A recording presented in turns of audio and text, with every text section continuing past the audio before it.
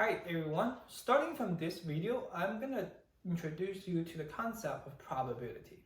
Okay, so when we talk about probability, we're kind of answering the question of what is the chance of something would happen. What's the probability, what's the chance something would happen.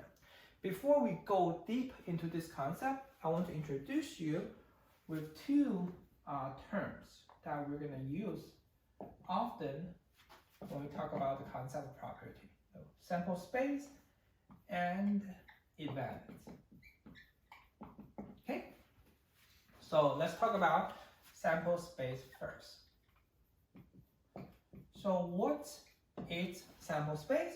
Sample space is just a set of all the possible outcomes. All possible outcomes. Okay, so if we're interested in something, or interested in the probability of and the chance of something happen, so what are all the possible outcomes that we'll face? Okay, so example, let's say we're gonna toss a coin, right? Toss a coin 2 times. We're gonna toss the coin 2 times, and then we're gonna record whether it turns out to be a head or a tail. So what are all the possible outcomes, or what is the sample space in this example here? So all the possible outcomes, or I'll just denote it as sample space. The sample space is head, right? You get 2 heads. You get first a head, second a tail, head, tail, first tail, second head, all tails. Okay, so this is the sample space of our example. Now all the possible outcomes. You just say all the possible outcomes, right? All the possible outcomes. Head, head, tail, tail, head, tail, tail. Okay, so we explained sample space. Now we're gonna talk about event. Event is just any subset of the sample space, right? So an event is just one subset of the sample space. I like to see event as the subset that we are interested in, or where the event that we're focusing on, that where we want to know the chance of this event or this subset happening. Okay. So I'm going to say it's a subset of outcomes we are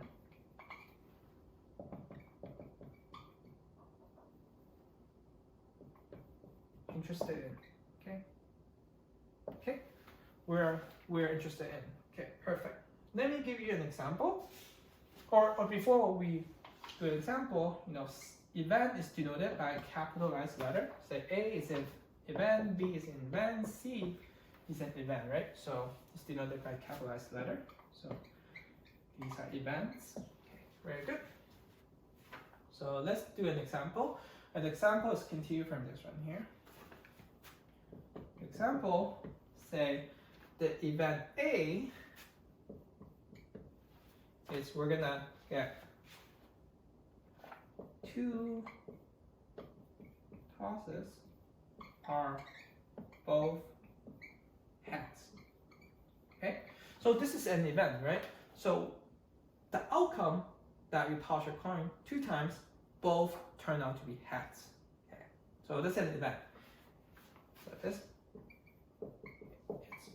is presented by head. Okay, very good. And then,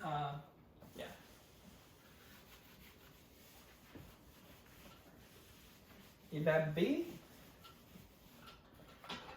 Event B, say at least is 1 coin shows a tail. So at least one coin shows up to be tail. So what are the outcomes, or which outcomes can be represented by this event, or can represent this event? So head, tail, right? First head, second tail, at least one tail. Tail, head, at least one tail, and tail, tail. Okay. So these are the three outcomes that give us the event of at least one coin shows a tail. Okay. Well, this is our event. Okay. So before we go into another topic, one thing that I want to mention is that when we say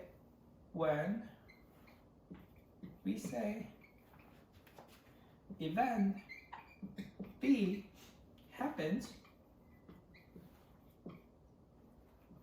means one of the outcomes in B happens. Okay? So if we ask the question, did event B happens, we only need to have one of the outcomes happens to have the event B happens, right? So if this one happens, first head, second tail, event B happened. If this show up, B happened. Or if this happened, then B happens. Okay? So that's how we determine whether event B happens, is by considering whether any or at least one of them, happens. Okay, good. Next.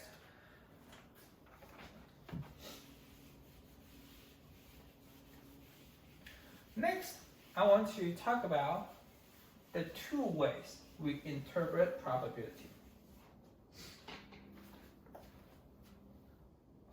We're asking a question. What is probability? Okay. So there's two ways to see this. The first way is what we call the classical. The classical way to interpret probability is more towards the theory perspective.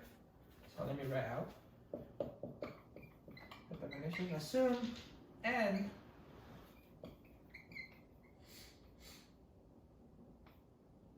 equally likely outcomes in sample space, then the probability of each outcome is 1 minus n. Okay. So the classical way to see probability or define probability is that we know there are n equally likely outcomes in our sample space, that each single outcome, the probability of each single outcome to happen is 1 over n. So example is, if we have die, and then the die has 6 sides, so 1, 2, 3, 4, 5, 6, right? So we have 6 outcomes, 1, 2, 3, 4, 5, 6, and each one has equally likely probability of showing up. The chance for each number to show up is equal across the 6 values. So the probability of one show up. So the probability of the number 1 shows up, it's 1 over 6, right? So with 6 numbers, n is 6, so the probability of 1 shows up is 1 over 6. Okay, so that's the classical way of defining probability. Next, we're going to talk about the frequentist.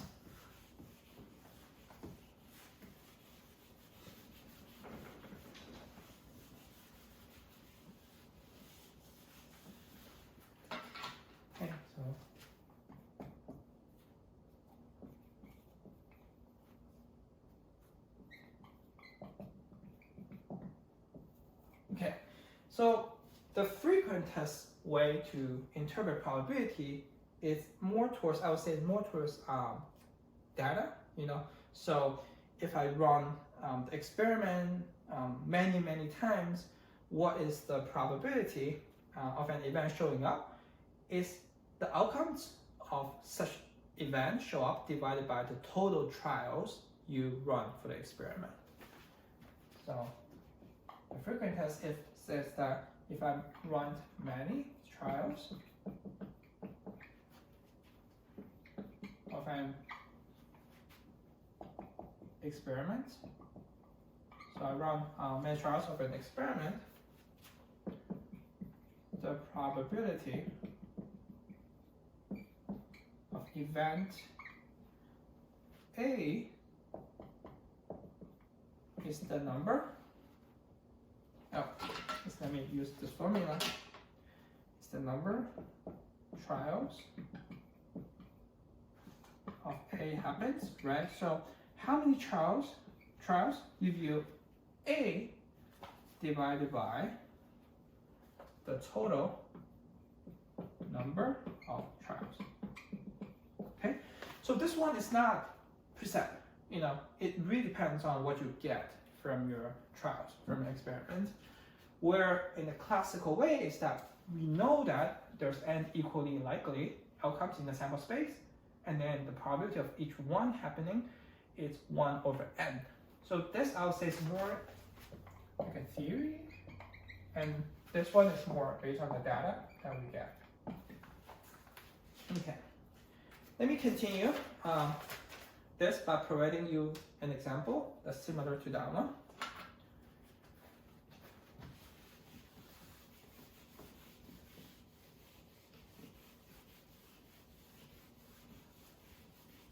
Okay, so the example here, let's say I'm going to roll a die